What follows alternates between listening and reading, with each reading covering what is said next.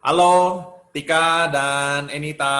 Halo, Ya, saya ikut prihatin apa yang terjadi, yaitu musibah yang menimpa keluarganya Enita, di mana pada waktu tanggal 13 April yang lalu, adiknya Enita mengalami kecelakaan berat sekali, yang menurut pandangan saya, ini sulit untuk ditolong. Ya. Nah, mungkin Enita bisa cerita apa yang terjadi pada waktu itu.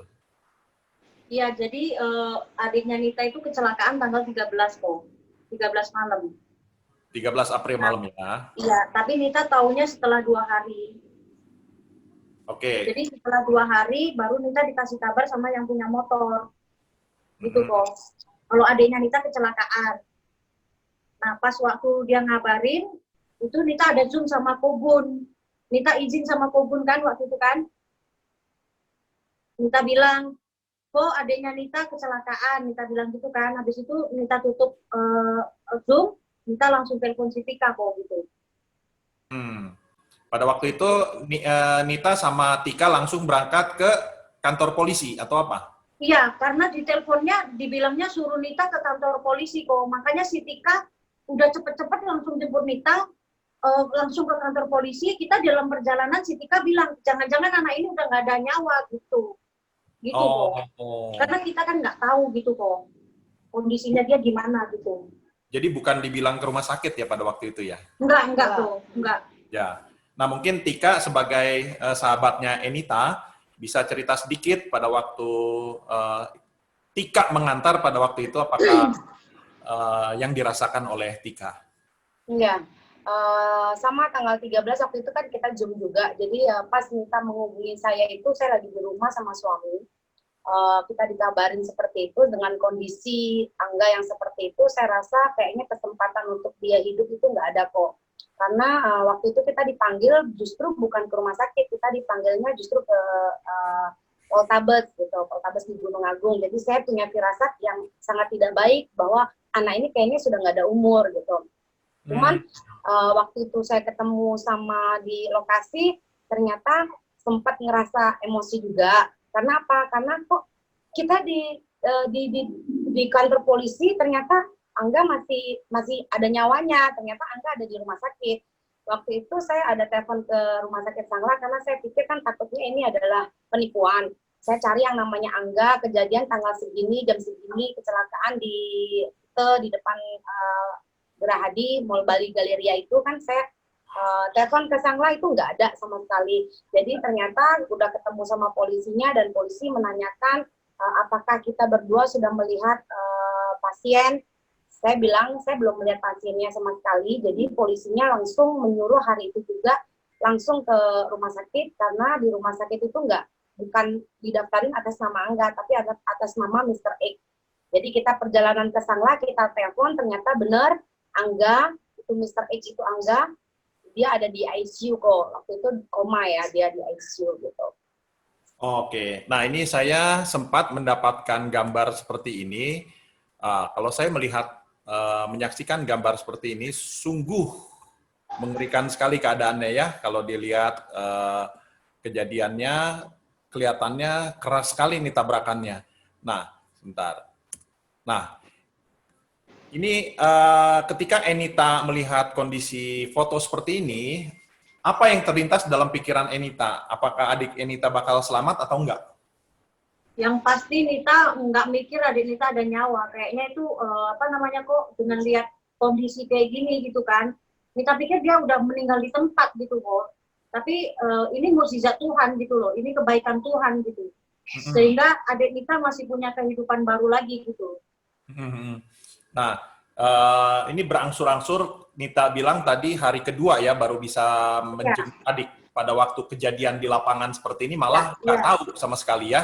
Nah, Ya betul. tapi ya, sudah berada di rumah sakit pada waktu ditengok, betul kan? Ya betul. ya Betul. benar Nah, kok. ini ada 3 gambar di sini, mungkin bisa ceritakan apa yang terjadi. Jadi gambar yang di ini kok di yang pertama yang tiduran itu kok yang di Ya, angka 8 yang angka 8 ini dia masih berbaring di ICU kok. itu pertama kali Enita besuk, jenguk. Iya, Ya, sama Ada Tika. di situ ya? Oke. Ya, itu foto pertama kali dia masih koma kok. Oke, masih koma. Kemudian Lalu yang gambar foto yang tengah itu ya. Iya, foto yang di mana namanya yang di tengah itu, yang di tengah kok, itu ya, foto di ruang semi ICU. semi ICU. Ya, karena dia belum sadar. Dia belum sadar itu kok. Oke. Yang terakhir, Nah, foto yang terakhir ini kok yang hadap miring itu dia udah hari keberapa ya? Kalau nggak salah hari ke-6 atau ke-7 itu kok dia. Tapi masih belum sadar juga itu kok. Jadi dia masih masih meronta-ronta, masih nggak karuan gitu kok. ya. Jadi belum sadar Jadi, sepenuhnya. jadi memang saya melihat kondisi seperti ini, satu sisi melihat keadaan seperti ini, gimana ya, perasaan saya bisa ditolong nggak nih, selamat nggak nyawanya. Dan satu sisi lagi, saya terus terang khawatir juga dengan keadaan Enita, Tika, dan Ko Freddy, karena kita pada waktu itu sedang awal-awal banget, di mana kita disuruh diam di rumah, nggak boleh keluar. Banyak sekali yang kena COVID dan banyak sekali korban nyawa pada waktu itu. Ya, Betul? betul banget. Betul Betul. banget kok.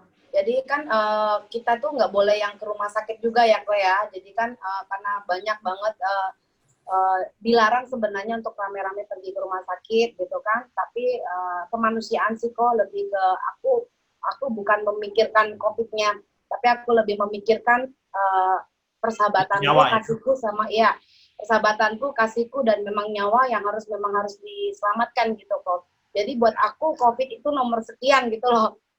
Luar biasa pelayanannya.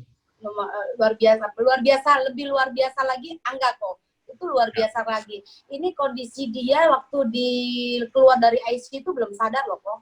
Oke, Dia nah belum pada sadar waktu itu kalau boleh tahu, apakah yang dirasakan oleh Enita dan Tika yang spontanitas pada waktu itu, apakah langsung menjerit berdoa kepada Tuhan, atau sebaliknya frustasi, Ya. nggak bisa berdoa atau nggak bisa melakukan apa-apa? Enggak, justru kita ini ya, kita menyerahkan semua sama Tuhan Yesus dan saya menguatkan si Nita, ingat ya, kita ini sudah ditebus sama darah Yesus gitu ya. Jadi mungkin ini jalan Tuhan untuk Angga, untuk bisa mengenal Tuhan Yesus lebih dalam lagi. Saya menguatkan Nita dan saya urapi si Angga ini dengan minyak urapan, saya doa, saya tepang tangan kita sama-sama ya pada saat itu. Tapi luar biasa banget loh kok, dia itu tidak sadar. Dia koma, kata dokter menyatakan dia koma. Dia tidak sadar. Tapi waktu dia sadar kok, waktu dia sadar yang dia ngomongin, dia nanya, ada orang yang doain ya, kemana gitu. Jadi dia mungkin kata dokter nggak sadar, tapi dia tahu dia didoakan gitu loh. Luar biasa sekali kok buat aku, Angga ini luar biasa sekali. Dia dikasih kesempatan hidup untuk mungkin ini rencana Tuhan yang terindah lah. Ada sesuatu yang mau dipakai buat Angga. Gitu. Pada waktu itu berapa hari di rumah sakit Angga terbaring? Lebih 13 harian gitu. Ya sekitar 13-14 hari kok. 13-14 hari ya? Ya. Oke. Nah ini kalau kita lihat gambar selanjutnya, nampak berangsur-angsur dari waktu ke waktu mengalami pemulihan ya? Iya kok. Dan itu pada gambar yang di sebelah kanan saya lihat bagian kepalanya itu yang pecah ya sampai rusak kupingnya ya, betul ya Nita? Ya betul. Ngeri banget ya keadaannya kayak gini ya? Ya. Betul. Jujur saya agak lemes kalau lihat gini, saya nggak kuat sebetulnya kalau lihat keadaan seperti ini. Tapi saya salut dengan Enita dan Tika, begitu tabah merawat adiknya, demikian juga Ko Freddy, begitu dia sabar dan penuh dengan kasih ya merawat adiknya Enita ini. Siapa namanya? Angga ya adiknya ya? Angga kok. Oke, nah terus pada waktu Angga mulai sadar dan boleh dinyatakan kembali ke rumah, apa pesan dokter? Berapa lama dia akan mengalami pemulihan?